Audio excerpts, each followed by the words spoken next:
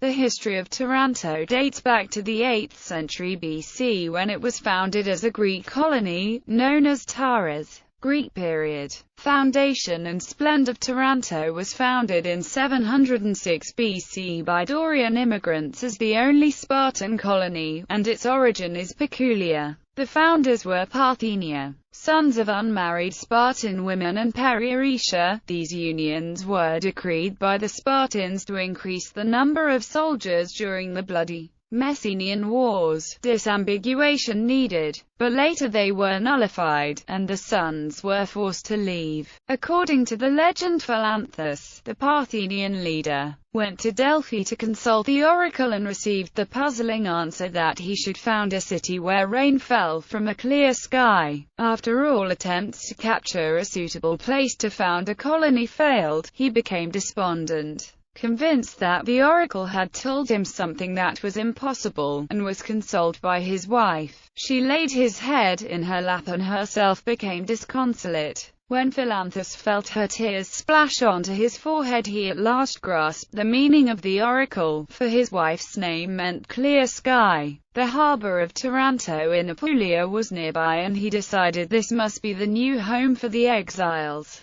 The Parthenia arrived and founded the city, naming it Taras after the son of the Greek sea god, Poseidon, and the local nymph Satyrin. A variation says Taras was founded in 707 BC by some Spartans, who, the sons of free women and enslaved fathers, were born during the Messenian War. According to other sources, Heracles founded the city. Another tradition indicates Taras himself as the founder of the city. The symbol of the Greek city is Taras riding a dolphin. Taranto increased its power, becoming a commercial power and a sovereign city of Magna Graecia, ruling over the Greek colonies in southern Italy. In its beginning, Taranto was a monarchy, probably modeled on the one ruling over Sparta, according to Herodotus. Around 492 BC, King Aristophiles ruled over the city. The expansion of Taranto was limited to the coast because of the resistance of the populations of Inner Apulia. In 472 BC, Taranto signed an alliance with Rhegion to counter the Messapi, Pusitae, and Lucanians.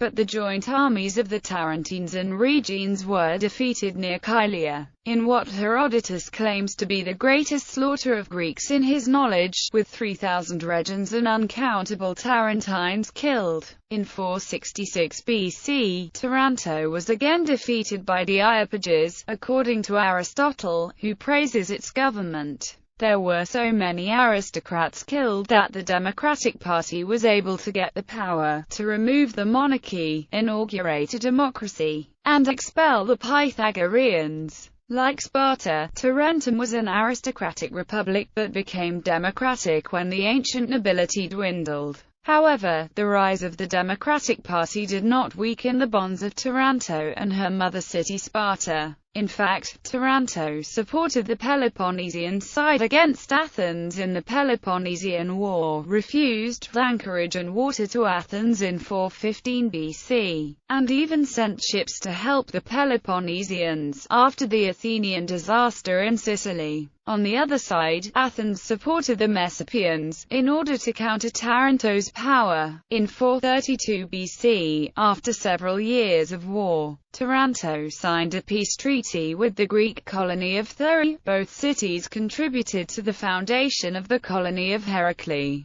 which rapidly fell under Taranto's control. In 367 BC, Carthage and the Etruscans signed a pact to counter Taranto's power in southern Italy. Under the rule of its greatest statesman, strategist and army commander-in-chief, the philosopher and mathematician Archites, Taranto reached its peak power and wealth. It was the most important city of the Magna Graecia, the main commercial port of southern Italy. It produced and exported goods to and from motherland Greece, and it had the biggest army and the largest fleet in southern Italy. However, with the death of Archites in 347 BC, the city started a slow, but ineluctable decline. The first sign of the city's decreased power was its inability to field an army. since the Tarentines preferred to use their large wealth to hire mercenaries, rather than leave their lucrative trades. In 343 BC, Taranto appealed for aid against the barbarians to its mother city Sparta, in the face of aggression by the Brutian League. In 342 BC, Archidamus III, king of Sparta, arrived in Italy with an army and a fleet to fight the Lucanians and their allies. In 338 BC, during the Battle of Manduria, the Spartan and Tarentine armies were defeated in front of the walls of Manduria, and Archidamus was killed.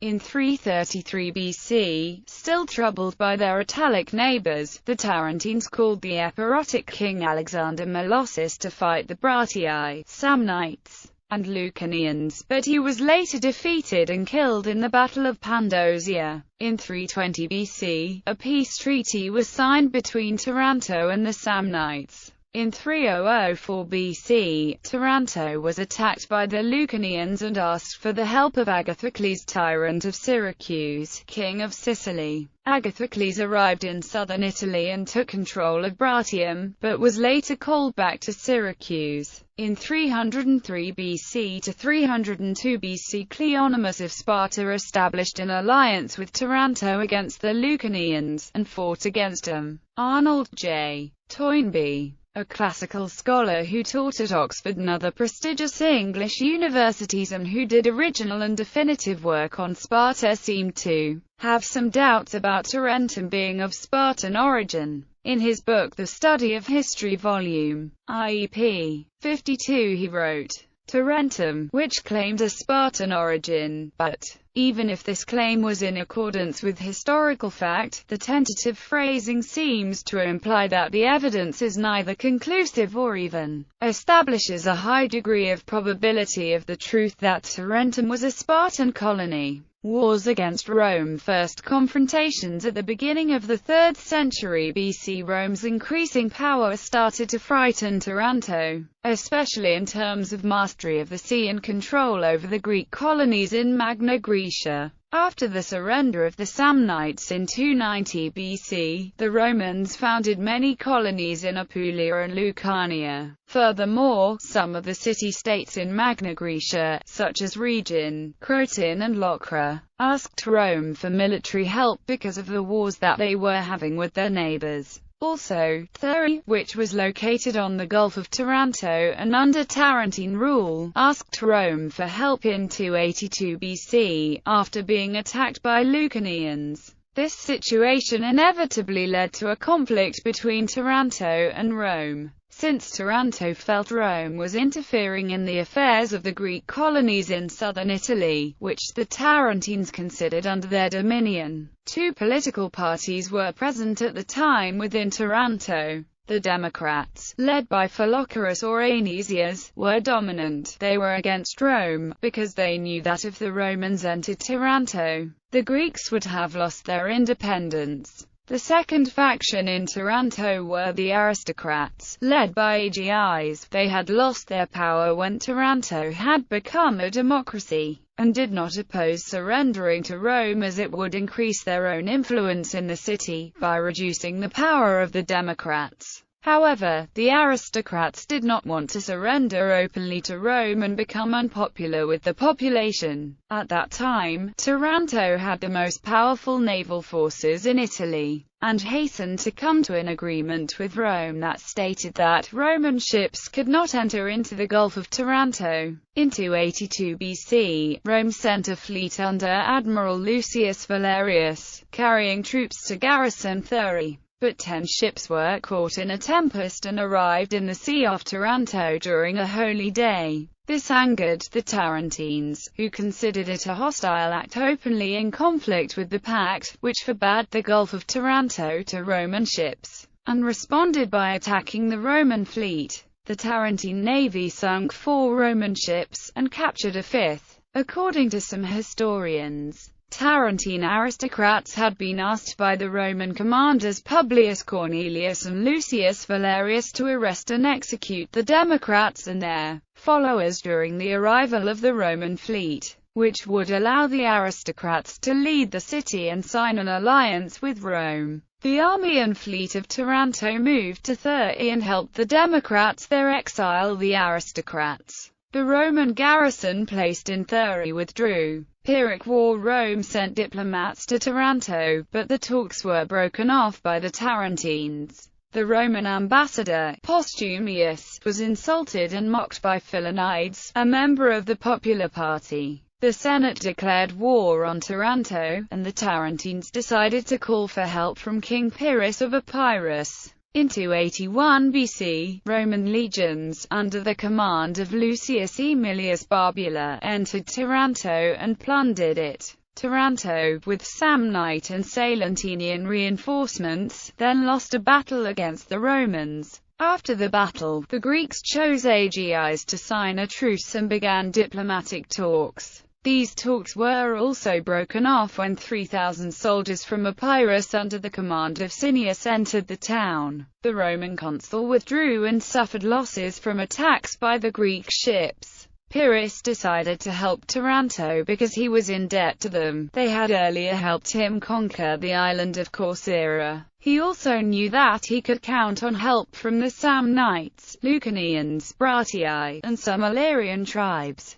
His ultimate goal was to conquer Macedon, but he did not have enough money to recruit soldiers. He planned to help Taranto, then go to Sicily and attack Carthage. After winning a war against Carthage and capturing southern Italy, he would have enough money to organize a strong army and capture Macedon. Before he left Epirus, he borrowed some phalanxes from the Macedonian king, and demanded ships and money from the Syrian king Antiochus and from Antigonus II Gonatash. The Egyptian king also promised to send 9,000 soldiers and 50 war elephants. These forces had to defend Epirus while Pyrrhus was gone. He recruited soldiers in Greece as well, as the Greek cities wanted to avoid a war with Epirus, even though they were unconcerned with the Greek colonies in Italy. In the spring of 280 BC, Pyrrhus landed without losses in Italy. He had 20,000 infantry, 500 slingers, 2,000 archers, 3,000 elite cavalry from Thessaly, and 20 war elephants. After hearing of Pyrrhus' arrival in Italy, the Romans mobilized 8 legions with auxiliaries, totaling about 80,000 soldiers, and divided into 4 armies. Valerius Levinus marched to Taranto, with an army of 30,000 legionnaires and auxiliaries.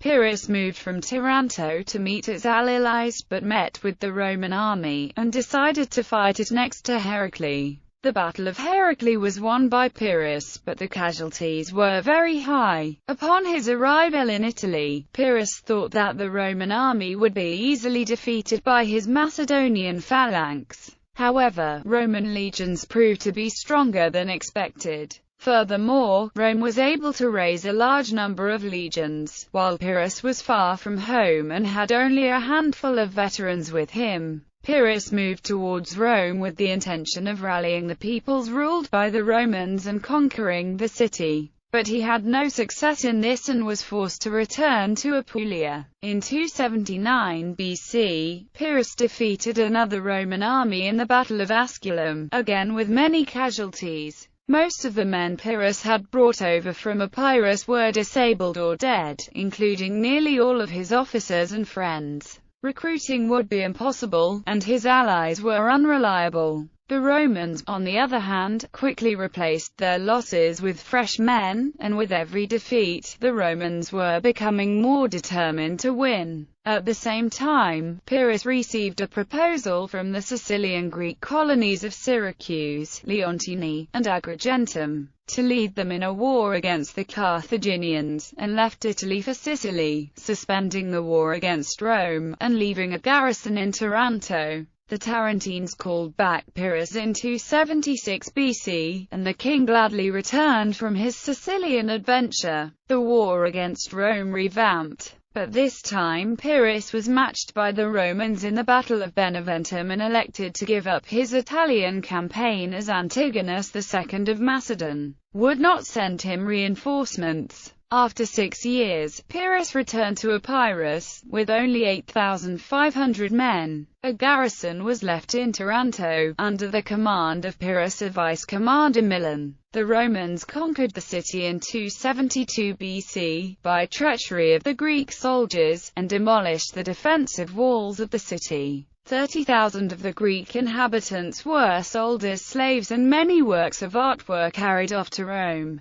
Second Punic War. During the Second Punic War, the Romans heavily garrisoned the city for fear that it might go over to Hannibal. However, a group of Tarentine hostages held in Rome were caught trying to escape and thrown from the Tarpeian Rock as traitors. Probably because of this, anti-Roman feeling in the city increased greatly. Two members of the pro-Carthage faction in the city enabled Hannibal to enter the city in 212 BC. Although he was not able to capture the citadel of the city, which was defended by Roman troops. Because of Hannibal's failure to capture the citadel, he was not able to use Tarentum as a major port and staging area for the invasion of Italy. The army was forced to portage boats across the city in order to sail from the bay. The city supported his war against Rome, but in 209 BC the commander of a Bratian force betrayed the city to the Romans. Indiscriminate slaughter ensued, and among the victims were the Bruttians who had betrayed the city. Afterwards 30,000 of the Greek inhabitants were sold as slaves. Tarentum's art treasures, including the statue of Nike, were carried off to Rome. Roman Republic and Empire. Even in antiquity it was renowned for its beautiful climate. In ancient times its poets Apollodorus and Cleinias, its painters Exus and its mathematician Archites were renowned. In 122 BC a Roman colony was founded next to Taranto, according to the law proposed by Gaius Sempronius Gracchus. The colony was named Neptunia, after the Roman sea god Neptune, worshipped by the Tarentines. The Roman colony was separate from the Greek city, and populated by Roman colonists. But it was later unified with the main center when Taranto became a municipium, in 89 BC. In 37 BC Marcus Antonius, Octavianus and Lepidus signed the Treaty of Tarentum, extending the Second Triumvirate until 33 BC. Tarentum had a municipal law, Lex Municipi Tarenta. A partial copy inscribed on bronze plates was discovered in 1894 by Luigi Viola, and is now at the Museo Archeologico Nazionale of Naples. During the late Republic and all the Roman Empire, Taranto was a simple provincial city. Emperor Trajanus tried to counter the reduction of the population, giving the Tarentine lands to his veterans, but this initiative failed. Taranto followed the story of Italy during the late Empire, with Visigothic attacks and Ostrogothic domination.